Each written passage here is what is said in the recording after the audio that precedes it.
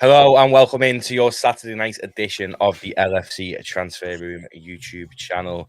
Got quite a few interesting topics to talk about tonight, featuring like Andre, interest being genuine, Liverpool wanting a centre-back, Lavia basically nearly being done apparently, and apparently Klopp wanting out of Liverpool, which we'll get to at the very end. We'll keep you all waiting for that one, really. But today I'm joined by Richie, Colin and Jay. Start with you, Richie. How are you this fine Saturday? Well, you say it's a fine Saturday. It's biblical out there. I think it's like that all over the country. It's flood warnings everywhere, especially in the Fens. But yeah, very well, thank you. I wish that Liverpool would speed up some transfer business that I'm sure we'll get onto in a moment. Yeah, I agree. Completely agree. Jay, how are you? Enjoying the rain and sun? Yeah, fantastic, lad. I'm annoyed with Middlesbrough because they let me down for 200 quid. But apart from that, lad, yeah, all good. That's how you know the footy's back. Is ruining your weekend. Colin, how are you doing? Yeah, doing really well. Glad to be back. Good to see you guys. Good to see you too. Good to see you too. We're going to start with Andre. I know we spoke about him and Lavia basically every single day, but that's all there really is to talk about. But it has come out today from Pedro Elvede, which is quite a reliable journalist, that interest in Andre is genuine. There's no offer yet, but Fluminense wants over 20 million and they do want him back till the end of the season. So it looks like, Richie, if we do buy him, there's a chance we won't see him till next summer, which we can't really afford to be doing, can we? Not really. I think it would have been a really good deal had Lavia and perhaps maybe another central midfielder have already signed, because everyone's saying about Andrade being perhaps a Thiago replacement, and it does look like that on the statistics. He certainly doesn't look like a number 6. He does look like a progressive player. His take-ons are in the 94th percentile, so he certainly looks like a player who likes to go past players and likes to have that possession of the ball. But you know, Liverpool have left themselves in a mess, because had they already signed Lavia, then we would probably be saying, oh, this is brilliant because like they're building for the future. We're going to get him in January and it's going to be brilliant because Thiago's going to eventually be phased out, but he can maybe take him under his wing. And it's good business all round from Liverpool Football Club. However, because we've left ourselves short and actually only got 2 midfielders in, and this is going to be the third, but we're not going to get him until January, it looks very negligent on Liverpool's part, to be fair. And, you know, you can point your fingers to wherever it is, wherever the blame lies, it's still not good enough. Yeah.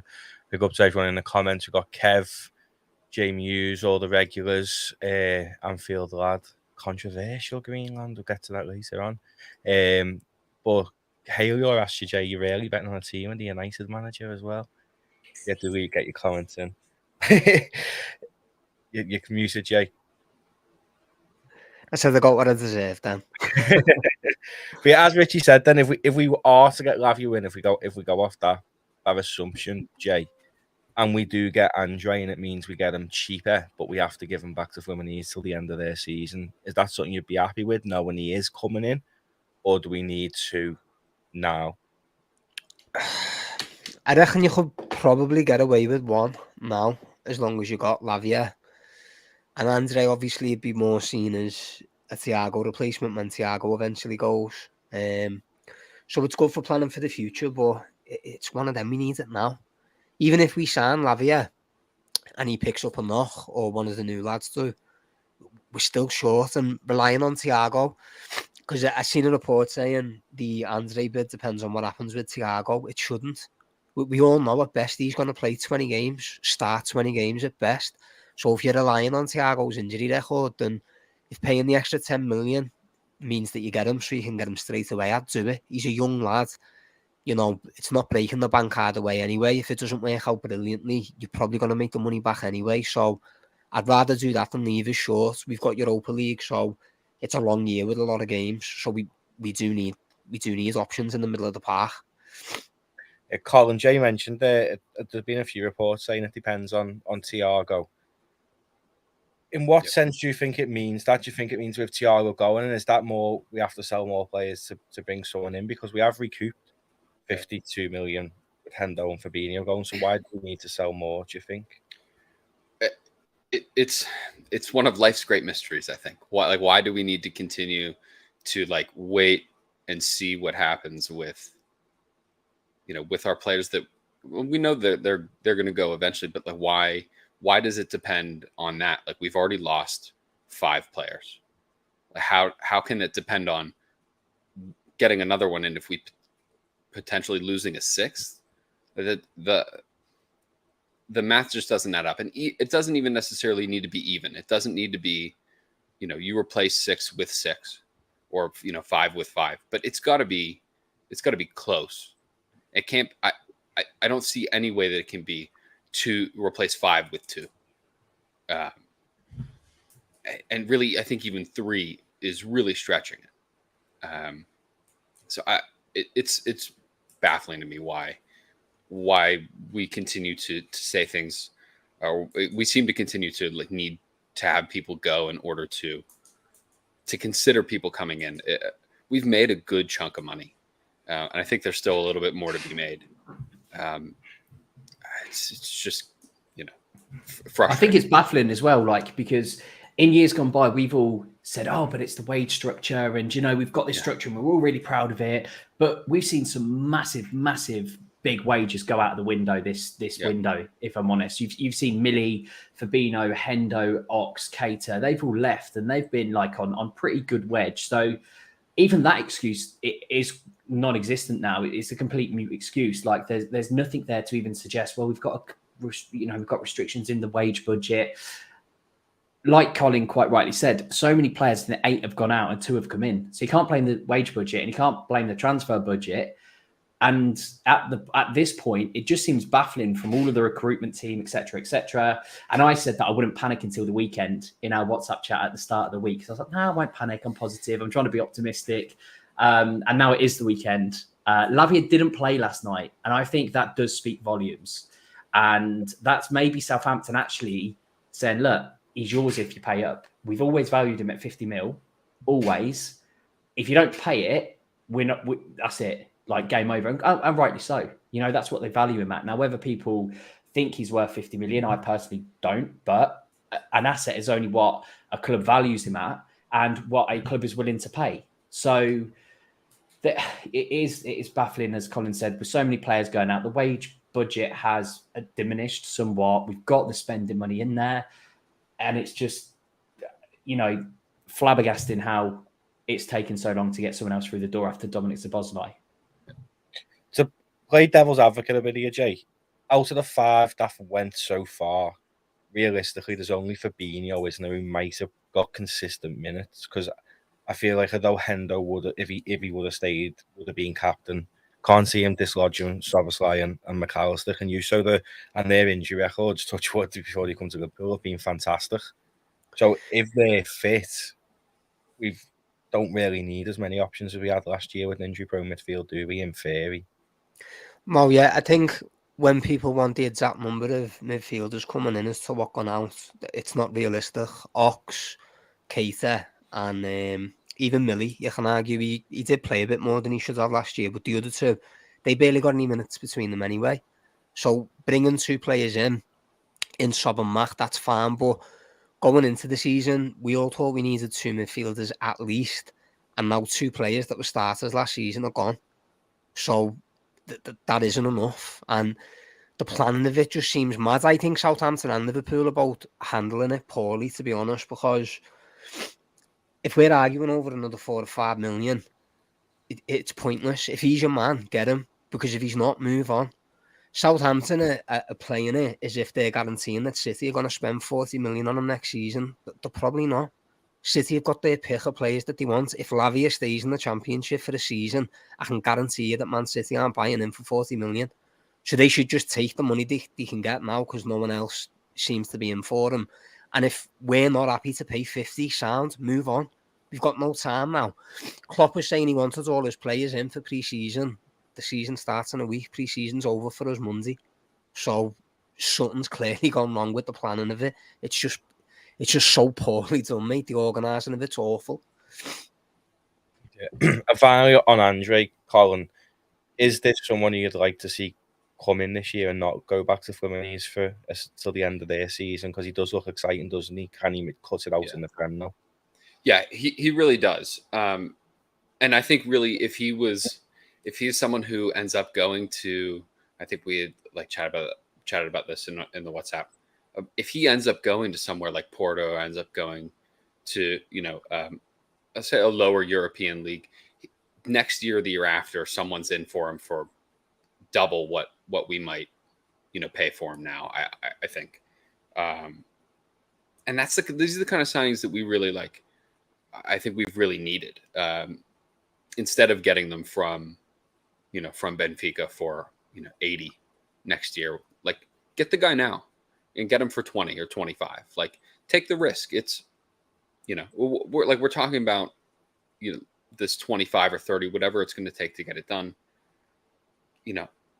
We're deeply debating that amount, but at the same time, we're like still, like Jay said, like we're still messing around with Southampton for 45, 48, like whatever that ends up for. That's double. Like, pay Fulminez the money, and let's go. Like, what could we possibly be spending this amount of time to really see? Well, is it right? Is this? We've got to be decisive at a certain point, and that date is coming fast. Get him in. Our owners, isn't it? There's over 200 of you here. Don't forget to leave a like and a subscribe on the video. It does really help the channel out a lot with the YouTube algorithm. Loads of people in the comments talking about Lavia. We're going to get onto him in a bit, but we're going to go on to what Fabrizio Romano, has said today, that basically confirming Liverpool do want a centre back, ideally someone who is young, playing at the top level.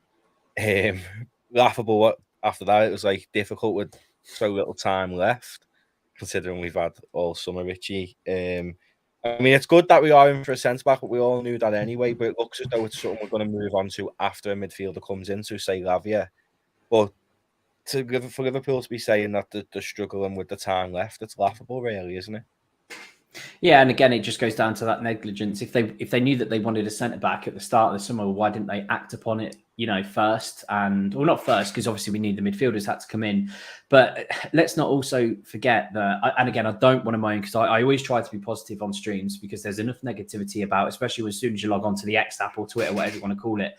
However, I think sometimes you have to be realistic, and that realism comes when those two transfers that we had release clauses. There was no negotiating at all. I mean, there was obviously negotiating from the player side, and the agency fees, etc. But there was no negotiations with the clubs, because those release clauses, bang, as soon as you activate them, that's it, game over. Hopefully the same will happen with Ignazio, with his rumoured release clause as well.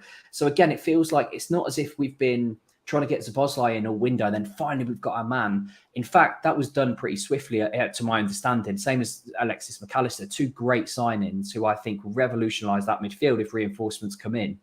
So it feels as if, they've known they needed centre-back. Everyone, even in the comments right now, are saying about Ignazio. Well, he has a release clause as well, I believe. So there's not even going to be any negotiations needed there, because Lisbon obviously aren't going to accept anything less than his release clause. Same as Szoboszlai and McAllister did. Now, they might want to say, look, we'll pay you this money, but we can't pay it all in one go. So we might work it out like this, and we might do this. But at the end of the day, Liverpool know if that player is the one that they want, because he's the one that seems to be rumoured quite a lot, if I'm honest. Apart from Colwill, who obviously signed a 6-year deal for Chelsea, there doesn't seem to be that many centre-backs who we're rumoured with and linked with, which is fine. There might be something in the works. But at the same time, it just feels a little bit laboured and a bit laborious in, well, yeah, we also want a centre-back, but we need to sign this centre midfielder first, and then we might get there if someone's available and if they're at the right price, but we're not going to be held hostage to all of these demands. And it just feels, I'm sure there is an urgency behind the scenes, and we don't know what's going on behind the scenes, and I'm sure that there is something in there that hopefully George is not just sat on a beach in Ibiza, partying all the time. Hopefully he is doing something and making these moves, and they might just pull out another Jota or another Fabinho, something that we don't expect. But it does seem like, again, Fabrizio saying what he did, yeah, we all know that. It's not news. We all know that. We have to get a centre-back in, because we've seen the drop-off even in the friendlies, and take friendlies as what you will. But the drop-off from Van Dijk and Konate is huge. And it can't just be Liverpool fans who see that. It has to be the recruitment team. And I'm sure that it is. And again, it just comes back to finances, perhaps. Perhaps it comes back to money. Perhaps it comes to the best players available at the time. So we're not going to be, held hostage necessarily. But at the same time, like we're seeing with Lavia, If you don't pay, you're not going to get them, because these clubs don't have to sell anymore. Gone are the days where clubs are paupers. Lots of the footballing world is rich now, so they don't have to sell at all, these clubs, to us anymore. It just does feel very frustrating. I understand the fan base being frustrated. I understand everybody else feeling frustrated as well. And it just is coming a little bit to a head. And I think there might be some very disgruntled people if things don't start moving quickly. Yeah, Matty, thank you as always for the super chat. We are going to go on to Lavia after we've discussed centre-backs. There's loads of people speaking about Lavia. We're not ignoring your comments. It's just we're not speaking about them yet. But yeah, I'll put this one to you though, Jay, the end of this thing. Once again, FSJ, leaving Klopp short, rebuild more like a demolition job. It's accurate, isn't it, really, when you think about it? We're losing people in the back room as well. We've just lost our head of partnerships who brings all the money in to Newcastle. So they took our head analyst as well 6 months ago. So we're losing loads of people. Is there a bigger issue, you reckon? He sums it up perfectly there, Annie. Yeah. It is a strange one, mate, because like you said, upstairs people are moving as well, like Ward. Edwards, obviously, I know it's a while ago now, but he moved on. I don't even think we've addressed the doctor situation, have we? I don't think so, no. So you're talking, you know, it is, mate. It is a demolition job, because there's literally nothing left other than Pep, Klopp, Krawic, you know, his coaches. Everyone else seems to be off, and the only ones we really want to go are probably FSG. So to someone who'll invest a bit more. It was like that Romano thing you've said. That's really pissed me off, because him saying that, you think the transfer window opened yesterday, and Liverpool have got 3 weeks to get a centre half. Going into the season, you knew you wanted a centre half, so there should have been, especially after last season when we missed out on Tchouameni, there should have been a plan A, B, C. Go for A, can't get him, move on. Same again, move on. I'd forgive us here and understand it if a Van Dijk type injury happened now and we didn't need a centre half, because you'd be like, we didn't plan for this. We didn't have a centre half in mind, didn't need one. Van Dijk's injured for the season. We've got 3 weeks left to get one. I'd accept that. That's not the case, mate. The window opened weeks ago. If you need a centre half, identify one. The problem is, it doesn't even look like we've got anyone on the radar. There isn't even anyone touted. There was Van der Veen, but that got shut down straight away. He's off to Spurs now anyway. Le Cable looks like he's going to Leipzig. These are the only left-footed centre-halves there is, except for Vardy, and we don't spend that type of money, which we should be, because you'd have to speculate to accumulate.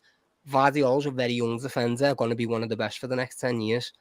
That pays for itself, mate, in what you get back on success. So it's frustrating, mate. Them Romano comments really annoyed me, and he said Liverpool won't be forced to sign a player. Well, no, mate, clubs don't come to you and force you to buy their players. It's for you to force them to sell.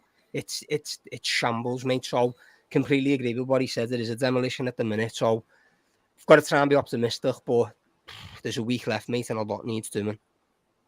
I mean, he did say that we really wanted Colwill, but Chelsea said he was unsellable. But if we were prepared to pay 70-odd mil for him, why didn't we just go in for Vardal? We probably would have chose us over City, given the fact that he was a Liverpool fan. It's one of them anyway, lads. If it was Colwill and, you know, he's staying at Chelsea, well, where's plan B? Where's plan C? This is my whole issue. You can't put all your eggs in one basket. If we've not learned by now, lad, when are you going to learn? Do you know what I mean? It's the same, like Jay said about Tchouameni. Like, we didn't sign Tchouameni, so we'll wait for Bellingham. We now can't sign Bellingham because we didn't address the midfield situation in the first place. So now we need more than one player. So we need to spend the Bellingham money on everyone else as well, which is fine. But there has to be a plan B, because otherwise we won't be in the mess in the first place. It's going to come to a head next season where we're going to say, we now need 3 centre-backs. We should have just probably signed 1 or 2 this window. And now we're going to overpay because, you know, people know that we need the centre-backs. And the same as the Lavia case, Southampton know we need a 6. We haven't got one. We're going to probably start with, I don't know, maybe Trent at 6 or Jones at 6, which is fine, but they're not natural 6s.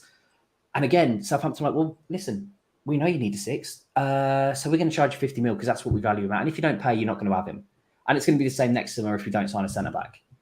Do you know what, lad? Richie just made a boss point, by the way. Sorry, I don't want to keep going on it. But let's say we do pull out a Lavia. Every other club knows we're absolutely dying for a midfielder. So the price goes up again. So you won't pay what you're paying for Lavia now. And we've got a week left. let's say we do eventually say to Southampton, nah, we're not paying the extra 4 million or whatever it is, 3 million. So then you're going to move on to another target. They all know you need this midfielder, mate. We're putting the premium up by X amount. So we're playing it even more out of our hands, mate. Is that situation not just worth the extra, whatever you said, 4 million to pay? Like that seems like worth 4 million to me if I'm the club. Like that, avoiding that kind of situation where you don't have to be bullied into paying, you know, if the Lavia deal falls apart and we have to go to Fulminays and we're like, hey, we need him right now, they're gonna like you said, they're gonna ask an extra 10 to get rid of him now. So just but they already said, Colin, didn't they? Like they said, you can have him for 20 and he signs in January or 30, or you can have him 40 if you want him now. Yeah. So they're already doing it. Right. Yeah. Well, I mean, one of the most frustrating things for me, Colin, with that Fabrizio stuff was the fact that he did say once Lavia's done, we'll then move on to a centre back. Why can we only do one signing at once? That's what's doing my head in the most. Like we're a football club who needs to do jigsaw pieces. It's frustrating. This is one of the questions I was going to ask you. Is there only 2 people working on this? Like, is there only like Jurgen and like his assistant like in the office like working on it? Because like, is there no ability for the club to like do 2 things at once? Like I genuinely think it comes down to the budget. I think they know they need a central midfield or whatever, CDM, and they're saying, right, we also need a centre back, but we need a CDM even more. Let's say ballpark figure, I'm just completely hypothesizing, 100 million, and that's your budget, and that's left. So you need a centre back, you need a midfielder, and at a push, you might get another midfielder.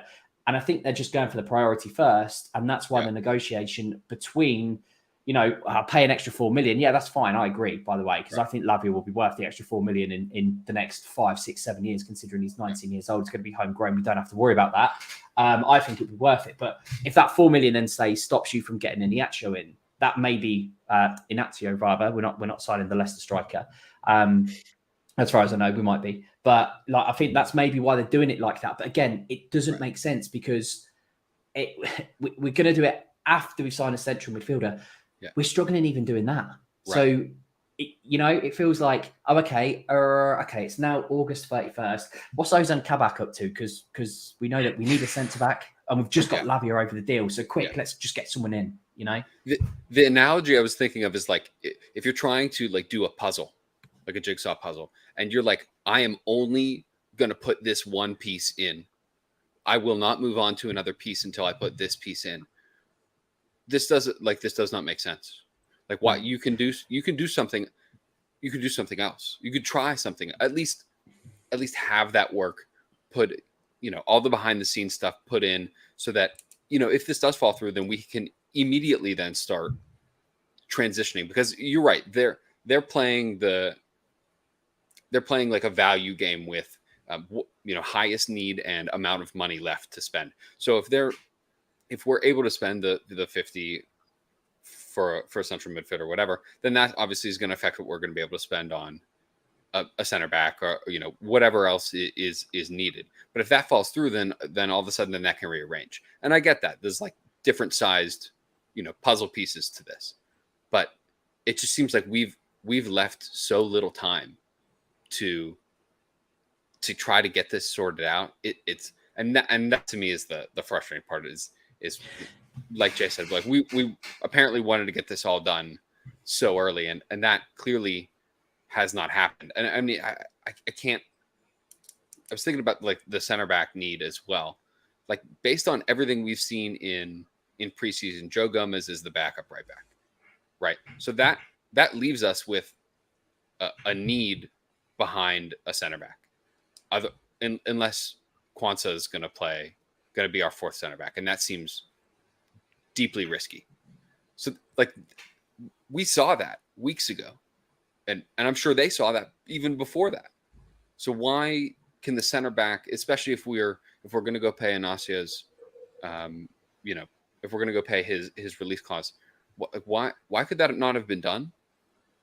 Yeah. To me, that need seemed like it was there the entire time. You made a Matty, good can I point. ask? Can I ask you a question, dead quick? Because you're the host and you never get asked questions. And when I host, I'm always like, I just feel like I'm asking the questions. But do you think the reason why we're not moving or didn't have anything in for a number 6 is because I don't think that Klopp expected Fabi or Henderson to go, if I'm completely honest. So that's why perhaps McAllister and Szoboszlai came in really quick, or it seemed really quick anyway, like it was bish, bosh, bosh done. If Henderson and Fabinho stayed, because we've got Bajcetic, who I think is better further forward, as I've said before, rather than a 6, but he might be learning that role as a 6. Do you think that's why it's taking so long? Why Liverpool didn't have anything in there? Because let's say Fabi and Hendo stay, is McAllister and Szoboszlai enough pre-transfer window for Liverpool to say, actually, we just need these 2 players, and once we get them, our midfield set? And they didn't really expect the Henderson and Fabinho deals to be, even happen. Yeah, absolutely. I think if they weren't going, we probably would have only bought Szoboszlai and McAllister, because that's all we really needed. Because then you've got Hendo, Jones, and Elliott, and Bajcetic and Thiago, really, all for them 2 forward positions. And then you've got Fabinho and probably Bajcetic to back him up, and Thiago and Jones at a last resort as well. So I think them 2 going has made us rush a little bit, but then they've still went, 2 weeks ago now we've knew they've been leaving for, and we still haven't acted on it. So there's no, I think for at least a week after they left, they had an excuse as to why nothing had been done, because they didn't expect it. But I think now it's been 2 weeks. There's literally Lavia, and then once Lavia's comes in, it pretty much kills off there. Now Liverpool could announce a signing behind closed doors, like we've done with Fabinho and stuff, which everyone loves. But sometimes you hear little murmurs, and there's literally no murmurs about anyone other than Lavia, and that's the only thing that worries me. If that's our summer done, really, at that point, because then big old season ahead with not many options. But put this one to you, Jay. Do you think we're going to have a panic buy again? Richie alluded to it before, like Kabak. Do you think we're going to see something on like deadline day, some random player coming to sit in Klopp's basement for 6 months? It's looking more like that, lad, because like I've said to you, if we don't go for Lavia in the end, we don't pay what they want, we're moving on to other people and they're going to ask for more money. The other thing to remember is the later in the winter, the harder it is for other teams to replace players, so we're less likely to sell and are more likely to ask for more money. So if we're already haggling over Lavia, yeah, it looks very much like we do that. The only positive I'd say, and it's not a positive, it's just a delusion. Someone said it in the comments as well, but I lie to myself sometimes to try and make the situation better. And that's what footy fans do. Is I don't know if Liverpool are waiting for this Mbappe deal for Real Madrid, and whether we're entertaining thinking we can get Tchouaméni or another big signing because it'll affect the market. That's the only cling of hope I've got, or that we sort this Lavia thing out in the next 2-3 days. And even if we do, it's going to annoy me that he wouldn't have even had a pre-season with us, which is a big thing for us. You've seen how long it took for Fabinho and Robertson to adapt when they signed for us, and Nunes, who's has a full season and hasn't really fully adapted yet. So I hope not, mate, but it's starting to look a bit likely, unfortunately, if Lavia doesn't get over the line. Speaking of Lavia, before we move on to him, do not forget to leave a like and subscribe. Loads is in this chat today. Helps us out loads as well, and helps the channel grow. YouTube algorithm means if you like it, goes in more people's inboxes, which means better things for us and better things for the channel as well. But moving on to Lavia, Colin, Fabrizio Romano did say in his Substack daily briefing today that he's absolutely convinced he will be a Liverpool player. And there's reports that we are going to pay the 40 million fixed fee that Southampton want with add-ons, so it's probably going to rise to 50 mil.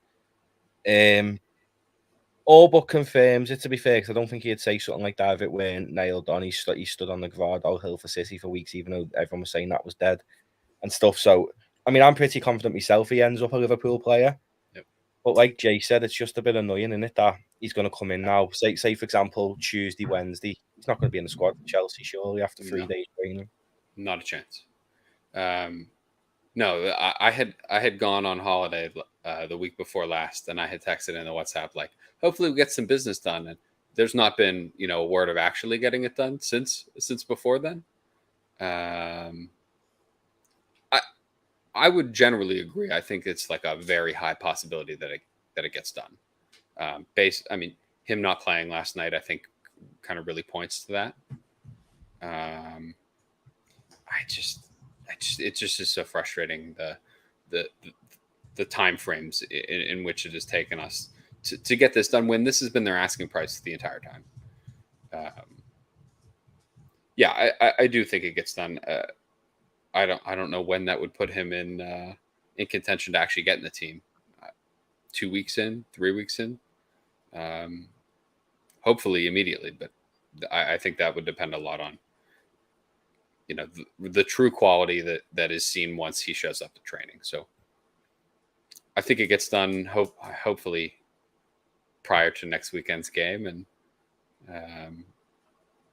hopefully that he's in the team then the week after. I would, again, best case scenarios, I think that would be it.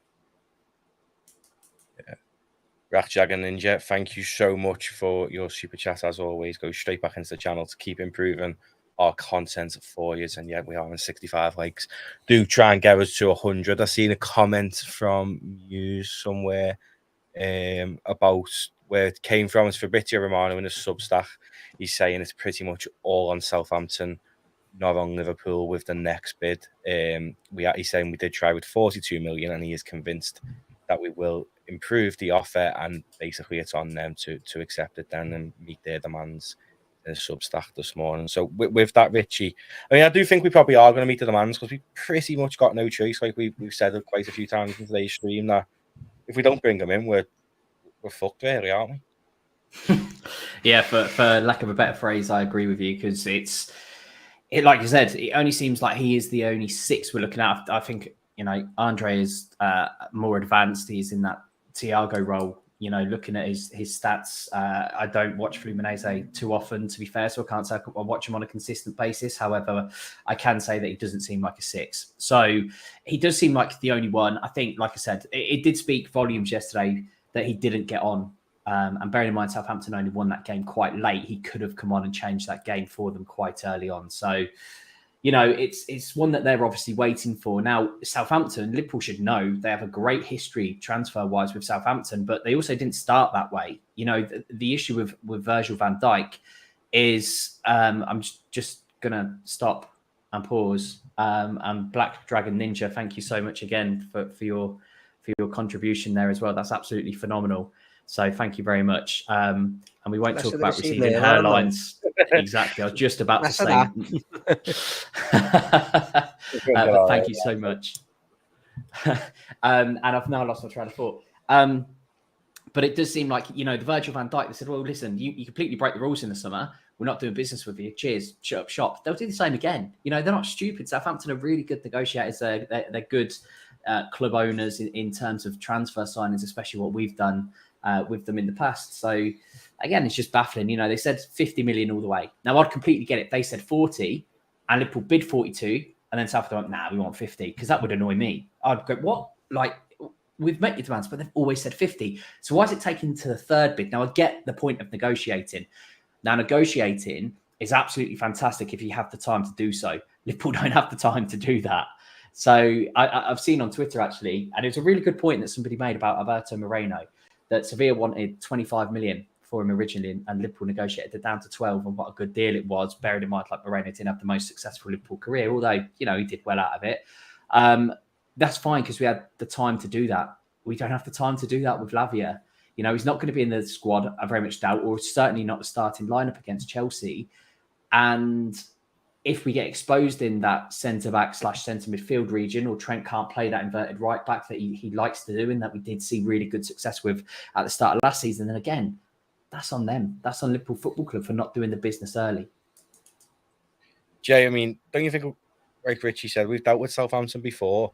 They stood absolutely an upright firm on the Virgil van Dijk price. They did not come down even by £1 million, £500,000. And we know they're very tough negotiators. So why do you think it took us so long and we're trying to lowball them when they're going to stick with the price? I mean, yeah, they could run the risk of not selling him this summer. He has an average season in the Championship and his value plummets, or City come in and they only get 40 mil and that's 10 mil less than what they want this year, or he could be a worldie in the Championship and go for 60 million next year. That's probably what's in their thinking. But why do you think Liverpool won't meet the price? I don't know, to be honest, mate. I think it's a bit of a poor chess game from both sides, if I'm honest. I think these Andre links might even be a smokescreen to Southampton to say, look, we have got B and C there. If you don't accept what we've offered you, then we'll move on. And I think maybe we've hoped that the player would do what Van Dijk done and sort of force the move, which I think eventually he probably would anyway. I can't see that kid wanting to stay in the Championship, but even Southampton rejecting this bid, I can sort of see why Liverpool are saying no, not 50, because Southampton rejecting that bid are being very assumptive that City will come in for 40 million next season, and there's no guarantee in that. I think it's more likely they don't go in for him next season. City can have their pick of players across Europe. I don't see them going for a kid that, if he doesn't come to us, would have stayed in the Championship for the season. And I don't see them paying 40 million for it either. So I think a deal will get done. Why it's taking this long, I don't know. For the sake of 4 million, or wanting the kid to come out and say, yeah, look, I want to move. But like you said, Southampton stand firm, and if he's your man, and he's the man that you definitely want, you just pay the 3 or 4 million. We're already 50 million up than we expected to be with Henderson and Fabinho, because they were surprise transfers. Klopp said it himself. And we signed Szoboszlai and McAllister before we even knew they were going, as far as I know. So the money must be there. You know, we're 50 million up from what we expected. So I don't know why it's taking the piss, to be honest, mate, but it is. I do think it gets done, though, which I suppose is the positive. I'd have liked it to have got done sooner, but as long as it gets done, that's the main thing, I suppose. Colin, do you think once Lavia gets over the line, maybe we see a bit more pace? Well, we're going to have to see pace. I mean, there's still a month left of the window. Even though the season starts next week, there's still a month of the window. I think we all need to remember that as well. But do you think once Lavia comes in, if he does come in, we start seeing a bit more speed with us obtaining our other targets? Then I was going to ask what the end of the actual window was. Is the end of August? Is that the last, like the end of it? It works, isn't it? Like the 2nd or 3rd of September, something stupid like that. Is it? Okay. Like a month left anyway. Yeah. I mean, I think we have to. I kind of touched earlier that I think Joe Gomez being the backup right back, I think makes a lot of sense. And I think that's probably his better position, especially at this point in his career, and how, frankly, how his form's been the last year and a half. But that leaves a gap at center back, and I think if that Lavia deal gets done, I think something's going to have to happen there as well. I mean, you know, you don't ever want to plan for injury, or, you know, bank on an injury happening. That seems that I feel like that can bring some bad energy, and in fact, you know, maybe not cause the injury, but just always scared of, like, you know, preparing for that. But if something were to happen, or if someone's out for any amount of time, like we're really, I mean, we're either rolling with 4 like true senior team center backs if Joe Gomez is playing as a center back, and if not, then we're rolling with 1 real senior team right back. Connor Bradley, right, would be then the backup there, and that's just he from all accounts had an amazing season on loan, but it's a different level then, and I think a different set of demands that we would ask of him playing right back. I think there's got to be some sort of reinforcement there in the defensive line. Then has the Nat Phillips deal closed? It's close with Leeds. Is he right? gone? Yeah, he's going to Leeds, lad. Yeah. Oh, I didn't know if he'd gone or not. But it hadn't, like, I didn't think it had, like, officially closed. And listen, that'll be more money coming in, right? What's the reported fee going to be? Around 8? I think I've seen 8, 7. I've seen 11. I think it's probably more sounds about 7 rising to like 10, 11 with add-ons. And listen, that's more continued money coming in.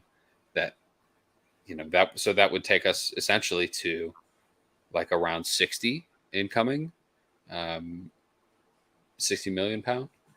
It's also pretty poor, really. Like business, if you're looking at Nat Phillips for 7 million, like when him and Reece Williams got us to the flipping, the top four, etc. He was a 15 to 20 million pound central defender who's homegrown, who's English, who's an absolute warrior. He'll put his body on your line for you, a monster in the air.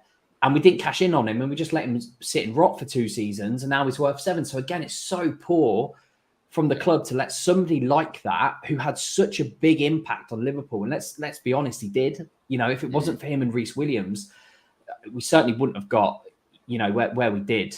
And it's just so, again, yes, hindsight is a brilliant thing, but surely someone must have known he's not going to be in our plans, because he barely featured in the past 2 seasons. So when if he's valued at 15, 20, surely you bite his hand off. Instead, I think he signed a new contract afterwards, didn't he, to hold his value? But that instead has backfired if he's going for anywhere between 7 and 10, because that lad is, fair enough if he doesn't suit a ball playing centre back, he's a very, very good traditional proper English Terry Butcher centre back. Yeah, he is. But speaking of Lavia, Jay, if he was to come in, where do you think we finish this season? Because I want to put this up as well, what Pat said. This is obviously why they're wanting 50 mil, because if they sell him to City next year for 40 mil, they're getting 40 mil. If they sell him now for 50 mil, they're still getting 40 million, because obviously the 20% would be 10 million off that. So it makes sense. And in reaction to your commentary, I'm gutted because Curtis Jones is much better as an 8. So I'm devastated because he's going to be a scapegoat. Yeah. Completely. Where does it leave us anyway? It's hard to say, mate, because we still look very vulnerable at the back. Against Munich the other day, which, bear in mind, we didn't have a proper 6. I'm with you, mate. I don't want Jones in a 6. I think you lose his strongest attributes for me. He's a creative midfielder. He always was as a youth. Can score goals, can see a pass. Why you play him in a 6 is beyond me. And I don't think he really has them defensive attributes to be a defensive midfielder, mate. I think it's a specialty area these days, to be a destroyer, like a Kante, Rodri, even Fabinho, not anyone can just play a 6 these days. There's more to it than there used to be. I really like Lavia, mate, and loads of people keep talking about because of his age he wouldn't start every week. I think he would. I think he'd only not play the games where we bring in a couple of the lads that aren't playing, so the squad players. They're the only games I don't think he'd start. I think all the big games, Lavia would start it. That's why we're getting him. He's the 6. So arguably he's the main 6, because he's the only natural 6 that we'd have, other than, you could say, Thiago, but he's not defensively strong really either. So it's hard to say, mate, because I'm really excited by Mac and Sob. They look like such great Klopp players, mate. Like the pressing, it's right back at the front, and the front line looks brilliant, mate. Like in our discussions when all the lads are talking about the front 3 in the chat, every lad has a different front 3. And none of them are bad options, do you know what I mean? There isn't anyone you go to and go, that's a terrible top front 3. So I do think we can do a title challenge. If I'm brutally honest, mate, I always think we're going to have a title challenge. I'm a Liverpool fan. I've seen us do it under Klopp. There's no reason to think we can't. You seen what happened last time when we had a bad season, when he was just talking about, when Slack was just talking about Phillips and Williams playing. We were dreadful, but the season after was when we won the Champions League. So hopefully we can do the same, mate, on the back of a bad season. That gives us the drive to push on this season to get back to title challenges, which I think we can push City, mate. City haven't really done much this season. They brought in Vardio, but apart from that, they haven't really done nothing. I expect Chelsea to be up there again. I think United will be in a top 4 challenge. So there's no reason Lavia won't be challenging. I fancy it's a challenge if we get Lavia, but I am hoping we bring in a centre half as well, to be honest. And I wouldn't mind another midfielder as well, if I'm honest as well. Gary agrees with you. Said title contenders if Lavia comes in. Kev makes a good point, Colin. Can you see Jones swapping with McAllister maybe in game? So McAllister's in the 6. He played very, very well in that role for Brighton. One game was against us where he absolutely picked us apart. So don't really want to lose a creative spark that deep. Yeah. But if we don't get Lavia, it's pretty much the best option we've got, isn't it? It's yes, it is probably, which is like, it's kind of sad to be like, yeah, this player that we've invested in so recently. It's like, we're going to play him out of his preferred or natural position because we don't have anybody else who can do it better. So we're just going to put you there at 6 and have fun. I think McAllister's obviously a good enough player to be able to do that. I don't know if that is necessarily his best position, but I mean, to that point, again, I don't know if we have anybody who can do it better. I don't think we probably do. It just would be so frustrating to have to even consider Curtis or Alexis McAllister in that role, because what we should be doing is, getting someone who we should be investing in, someone who, fits that role exactly how we want it to be. And whether that's, more physical, or inversely, like better on the ball, like whatever that is, we should be finding someone who is fitting the role that we want it to be, rather than just finding the person who can do it like fairly well, who we already have. I watched a bit of the under 21 Euros, and I thought Curtis was good in what he was asked to do. I didn't think a ton of the opposition was necessarily incredible. But did they play 3 at the back rather than like 2 lower 6s, and like one of the fullbacks pushed way high, and they kind of slid into 3. So he was in a 6, but it was more like a little less, I think, of like pure defensive responsibility. But I don't want to see him doing that for us. Like we should be getting someone whose their responsibility is going to be, if we're going to have Trent invert, who's going to be in and around Trent and just kill off the counterattacks and be, absolutely, at them in the counter press, rather than just hoping that Alexis McAllister can do it in maybe what's not his best natural position. David, I think I've just seen you apply this to this as well, Jet. I don't think I think we're lucky to get a midfielder, never mind 2 centre backs as well. I think that's a bit optimistic. But Richie Harasik says about McAllister's comments while playing as a 6 with LFCCB yesterday, obviously starting as a 6 against Chelsea. I mean, he does go on in our interview to pretty much elaborate that he was signed as an 8, but he does allude to he wouldn't mind replicating Mascherano. So is this a midfielder who are going to come in with all this hype around, a bit more creative going forward, and then we play him in the 6 for a season? Yeah, I mean, he's a new signing, and if you go to a new job, like any new job, and someone says, listen, we signed you for this role, but for the first couple of weeks or the first little bit of your job, can you do this role? Of course you're going to say yes, because you want to impress, and you just want to be a team player, don't you? So of course he's going to say that, and I think that perhaps gives him a little bit of an edge on anybody else, because Szoboszlai is not going to be asked to play in the 6, so for him it might be a bit of brownie points too, and he can play there. We have seen him play there for Brighton in a sort of similar, as Colin alluded to, position, not quite the same in that traditional 6 role, but he has been in there before, and I think Jones is miles better as an 8. I think at the end of last season, that 8-game run that he had, he was phenomenal, and to then put him out of his position again halts that momentum, especially from the under-21 European Championship, because he was on fire, like he really was, and he's an absolute baller. I know Matty thinks as much as what I do about him as well, but it's difficult for McAllister to say no, isn't it, at this point? Because if he's been asked to do that, it's a new signing, and of course he's going to do it. So it's not his natural position.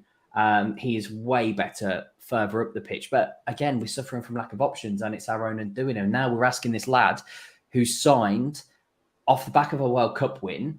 He's now signing for one of the biggest clubs in the world, and he's asked to be playing out of position. That's also not fair on him. That's not great on him. He wants to make a really good impact and a really good impression as a transition player, as a player who is that lad who can thread balls through a low block that Liverpool have been missing. And for him now to go, okay, well, I'm going to play as a 6, not the best position, but I'm going to do it anyway because I have to, really. Let's be honest. If he turned around and went, no, I'm not doing that, how's that going to look on him? You know, like any of us in any job at all in the world. No, I don't really want to do that. Sorry, you didn't employ me for that, so I'm not going to do it. It's not my job description. It makes you look like you're not a team player. And McAllister is obviously not going to want to come across like that. So the fact that he's being asked, or might have been asked, if we're speculating, might have been asked, that is unfair from the get-go, you know, because it sort of then halts his momentum going forwards as well.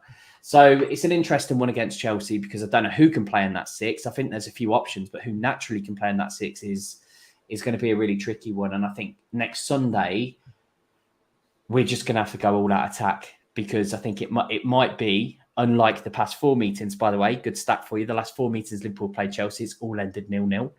I don't think this one's going to end 0-0, because Liverpool cannot afford just to sit back and defend if they've got Mac, Jones, even Thiago Bajcetic, who haven't had a pre-season, playing in that 6 role. Yeah. Before we move on, Haley, I will completely agree with this comment. I do think they look weak myself, especially because quite a lot of their first team is injury prone, similar to us. But before we do move on, let's try and get us to 100 likes. There's 353 people in the stream exactly. We've only got 87. It does help us out loads. Please give us to 100. It will really, really appreciate it. Moving on to the thumbnail of the stream. I felt horrible having to do that because it's like bait to everyone. But Miguel Delaney did actually say that Klopp wanted out of Liverpool last year. The talk has now been banished, and Klopp is committed to building a second team, and which has brought clarity to the side, and everyone within the squad is behind it again. Jay, at what point of last season do you think this maybe was the murmurs where he might have walked? Because, I mean, Miguel Delaney is very, very reliable, so I think the murmurs was there and made up. It's been resolved, because Liverpool without Klopp would have been a big problem. But at what point do you reckon the murmurs really came from Klopp's camp? It's hard to say, mate, because probably after January, when it looked obvious, before we went on the big run.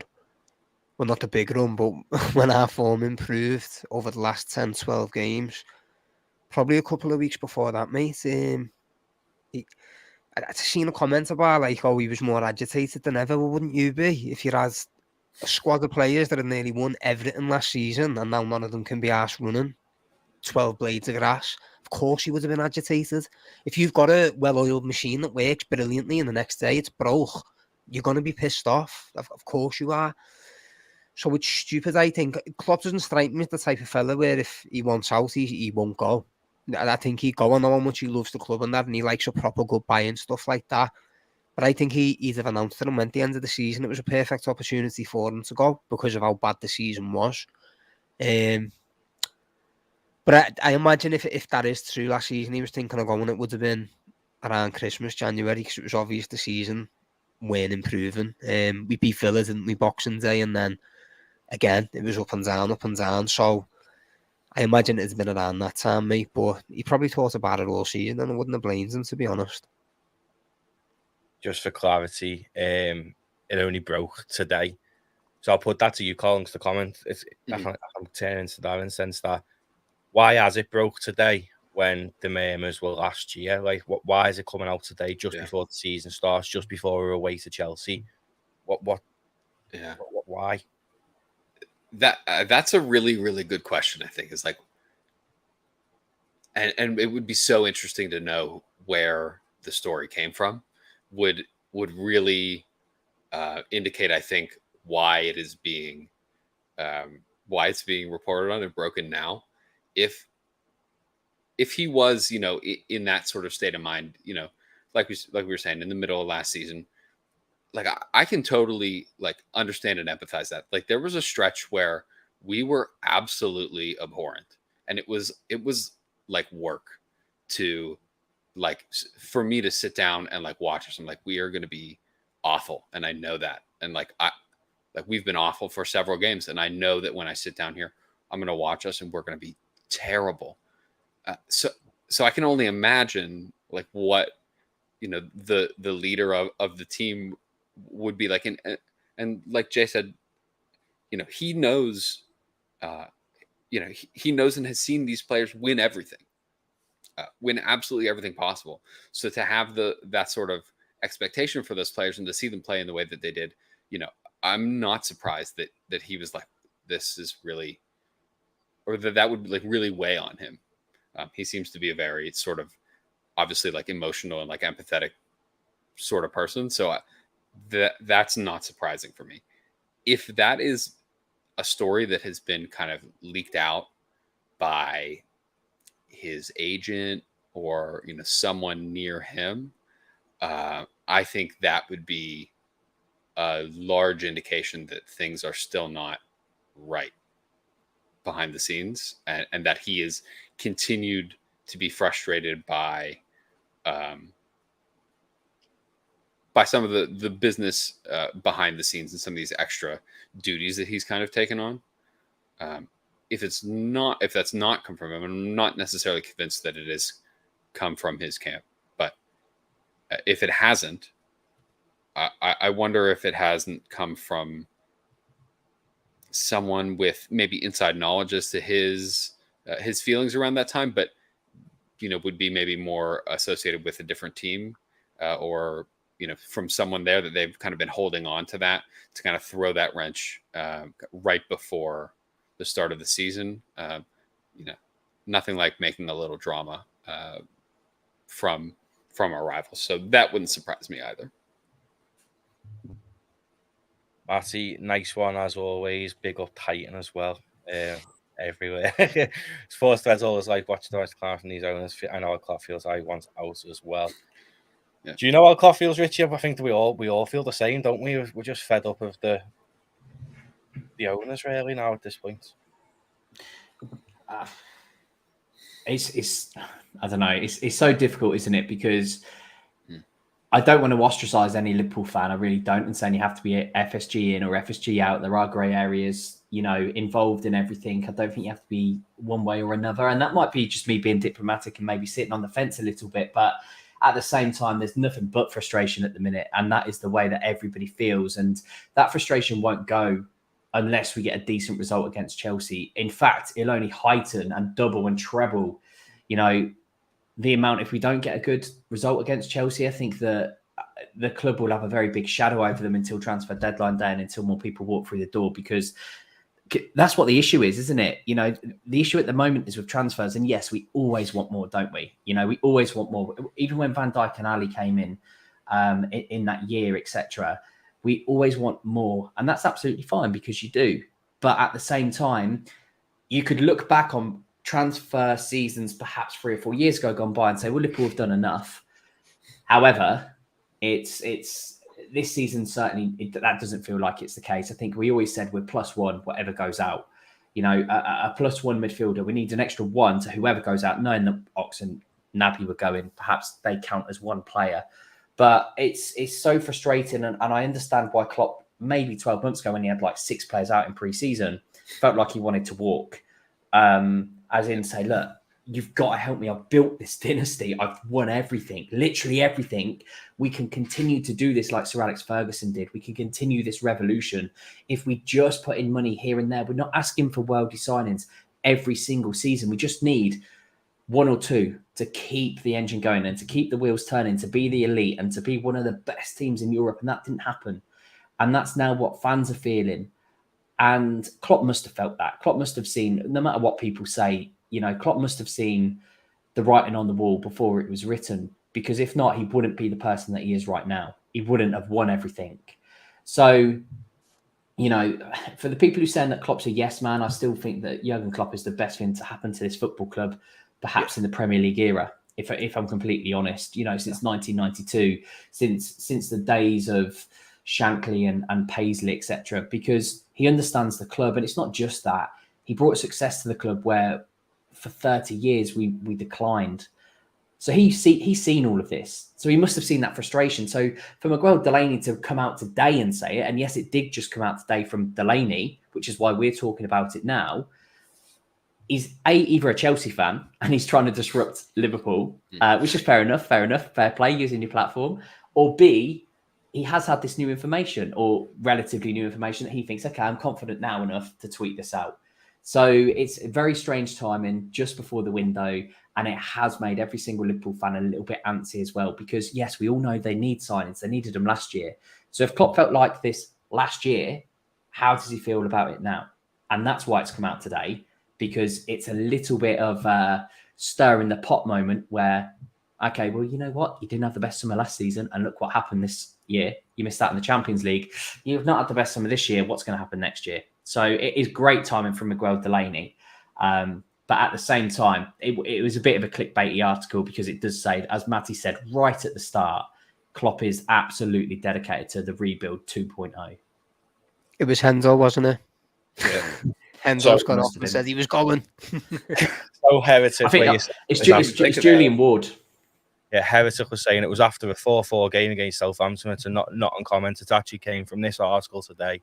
Sticker in the comments for you all to read. So it's not poor research. It's news from today that we've spoke about today. So if it's behind the paywall, if you can't see it, that's not my fault. I've quoted exactly what he said. But Jay, if he was to go, I know he's not going to. Fucked, aren't we?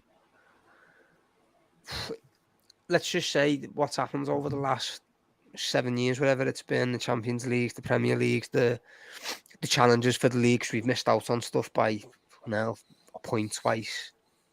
A goalkeeper masterclass from Courtois in the Champions League final. None of that happens without Klopp. None of it. Not one thing. We wouldn't have got Van Dijk. We wouldn't have got Alisson.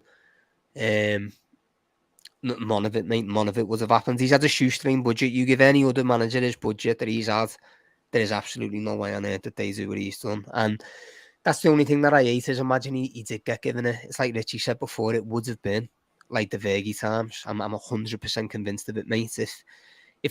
What they should have done this year, because they failed him, is said, not how much do you want, who do you want?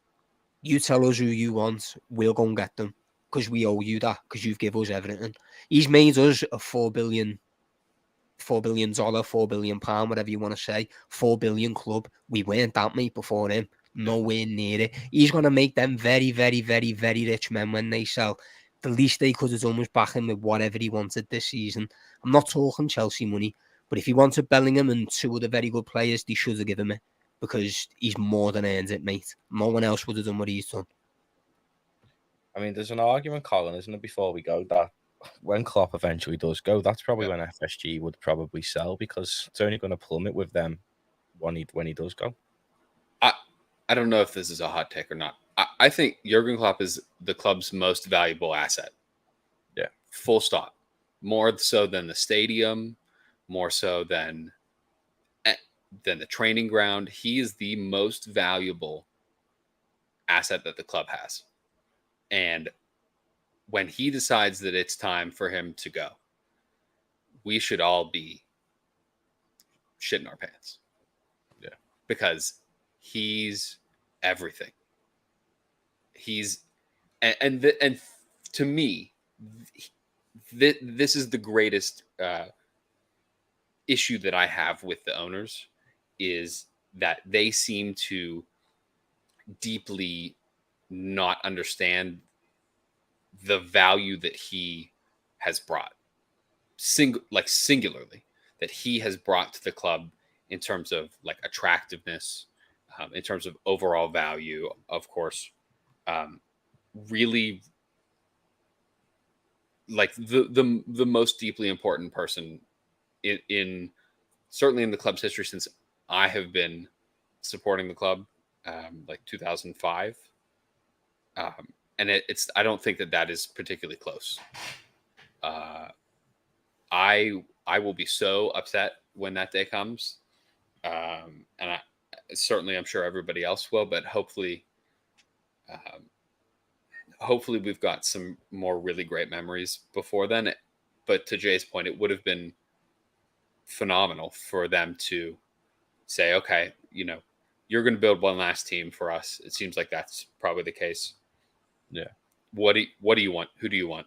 How do we do it to the best? And let's maximize his value while he's here, because I think his contract's only for another 2 full years, like from now. Yeah. That is not a lot of time. It's scary as well, because we've seen him at Dortmund and Mainz. Like he's obviously if he sees out his contract, I think even now, actually, he'll be at Liverpool Football Club for the longest period of time. But we've seen Klopp walk away and just say, no, I'll take a sabbatical. And I think maybe the German national team for him is next. I think that's the next logical step for him if he even wants to continue into management. Matty, I'm going to ask you another question, though, because I like putting you on the spot because you always ask us questions. When Jurgen does go, because it's inevitable, dreams don't last forever. Who is your man at the minute? Because you and I used to speak on the podcast quite a lot about we cannot wait until Steven Gerrard takes over when Klopp goes. That ship looks to have sailed. Who is your player right now? And I think I can read your mind because I'm quite telepathic. But who is your future manager? And obviously to Colin and JK as well. Who's your future manager in 2 years? Do you think for LFC? If and hopefully he doesn't, hopefully extends, Klopp does go. I don't know, to be honest, because I think out of ex-players, I think the only one who's got a chance maybe is Alonso. And I'd quite like that, but it depends. He's had a decent first season at Leverkusen, but depends how well he does in the next 2 seasons, really, because it could be like Gerrard, who had a decent season and then just flops if he gets a move elsewhere. So I don't really know, and that's the worrying thing. I don't know what other manager, like James MK just said in the comments there, I don't know what other manager will work under the financial scrutiny really of FSG, and I don't really know who'd come in and give us the same impact as Klopp. There's nobody out there really. I mean, nostalgia would say Xavi Alonso, but he could flop in the next 2 years. Yeah, he's the one who looks the most promising, and that'd be amazing for him to come in. But other than that, I agree. I mean, like I said, I thought you'd say Alonso, and I think probably all of us would say Alonso. But it's funny because when we used to speak about Klopp leaving before he signed the extension, we usually say Nagelsmann. And look, you know, but that's how I think how people think of managers. Like, it's not just a flash in the pan. A manager like Klopp, a manager like Sir Alex, a manager like Shankly, Paisley, etc. They don't come around very often. And when you are consistently that great and that good with whatever budgets you're given, and I include Pep in that because even though people say to check my manager, he still gets results. You know, there's many managers who have come in with unlimited resources who have done very, very poor jobs. So Pep's still done a good job as well. But it just feels like there's not too much out there when Klopp leaves. I don't know if Colin and JK feel the same. I've got a controversial one, to be honest. Tuchel. I'd take Tuchel. He took PSG to the Champions League final, only manager to do it. Won it with Chelsea. I wouldn't have sacked him when Bowley came in. I think that was a big mistake, and that's why Chelsea fell off so far. They were in a title race up until around January-ish, the season before. 2 cup finals that season. I think he's a boss manager, mate. I rate him. I know a lot of people don't like him in our chat, to be honest, but I really rate Tuchel. What about you, Colin? Go and finishes off. Who would you have? I love that take. I think that's a great hot take, Jay. Thank you. Because I think he's quite good as well, but I don't know that we would ever consider it.